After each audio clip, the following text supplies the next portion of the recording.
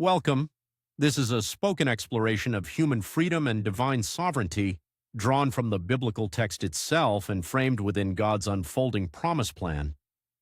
Few questions in Christian thought carry more weight than this one. How does genuine human freedom relate to the absolute sovereignty of God? Our answer shapes how we understand sin, salvation, sanctification, and the very nature of what it means to be human. Western theology has long framed the issue as a choice between two systems. One side, often called compatibilism, holds that God's exhaustive decree determines every event, yet humans remain responsible because they act according to their own desires. The other side, libertarianism, insists that true moral responsibility requires the real ability to choose otherwise at the moment of decision. Both traditions offer important insights from Scripture. Yet both tend to treat divine and human causation as competing forces on the same level, as if more of God's control must mean less of ours. Scripture does not force us into that either-or. The biblical writers thought in what we might call block logic. They could place two complementary truths side by side without demanding an immediate philosophical resolution. In 1 Samuel chapter 15, the text says both that God regretted making Saul king and that God does not change his mind like a human being. The authors simply affirm both realities. God is utterly sovereign, and human choices are real and accountable. Human beings are not merely physical machines, nor are we souls trapped in bodies. Genesis chapter 2 verse 7 presents us as ensouled bodies, formed from the dust and given the breath of God. In the cosmic temple of Genesis chapters 1 and 2, humanity is appointed as royal priests, image-bearers who represent Yahweh's rule and mediate his presence.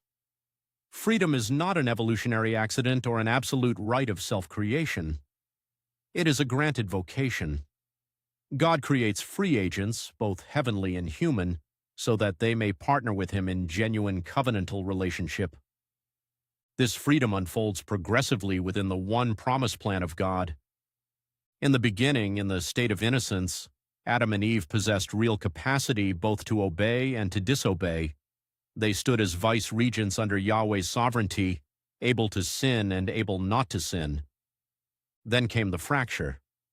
Through the rebellions of Eden, of Genesis chapter 6, and of Babel, human moral freedom was deeply damaged.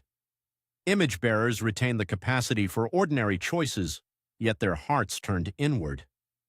They became unable not to sin. The royal priestly calling was broken, yet the promise of a coming seed in Genesis chapter 3 verse 15 already pointed toward restoration. Redemption arrives through the Spirit and through Christ. 2 Corinthians chapter 3 verse 17 declares, "Now the Lord is the Spirit, and where the Spirit of the Lord is, there is freedom." In the new covenant promised in Jeremiah chapter 31 and Ezekiel chapter 36, God removes the heart of stone and writes his instruction on the heart. This is not the cancellation of human agency, it is its liberation. The Spirit restores the capacity not to sin and enables believers to cooperate with God's will. Importantly, this liberation incorporates Gentile believers into the olive tree of Israel without canceling God's specific promises to ethnic Israel. Romans chapter 11 makes this plain.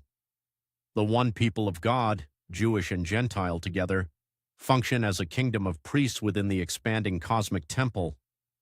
At the end, in the new creation of Revelation chapters 21 and 22, glorified image-bearers reach the state of being unable to sin. Has freedom been diminished? Biblical theology answers no. Just as God himself is infinitely free yet cannot lie or do evil, so the redeemed will possess perfected freedom, the unhindered capacity to love and enjoy God forever. Their desires will be so fully aligned with truth and goodness that choosing evil becomes unthinkable, not because of external force, but because of the nature they have been given. What then is true freedom? It is not the autonomous license to pursue every fallen desire. It is the Spirit-empowered capacity to want what we ought to want, to flourish in covenantal obedience, and to live in union with Jesus Christ within the one people of God. Divine sovereignty and human agency are not competitors. God, as transcendent creator, does not compete with creaturely causes. He establishes and enables them. His will is accomplished through the free, responsible choices of his image bearers. This understanding carries pastoral weight. Discipleship must take seriously the real limitations of biology, trauma, and addiction, while still affirming genuine agency. Sanctification is the gradual transformation of the heart by the Spirit, not a heroic exercise of unaided will. In a culture that idolizes unbounded self-definition, the Church can declare that true dignity is found within the good boundaries of creaturely life under the Creator. And because God's promise plan advances through human weakness rather than despite it, believers may rest in unwavering hope. The restoration of all things, the faithfulness of God to Israel and the nations, and the final defeat of evil are secure. Human freedom is a royal priestly gift. Divine sovereignty is non-competitive and enabling. True freedom is found in spirit-wrought conformity to Christ. These truths arise not from external philosophical systems, but from the organic logic of the 66 books themselves, held together by the single promise plan of God that runs from Genesis to Revelation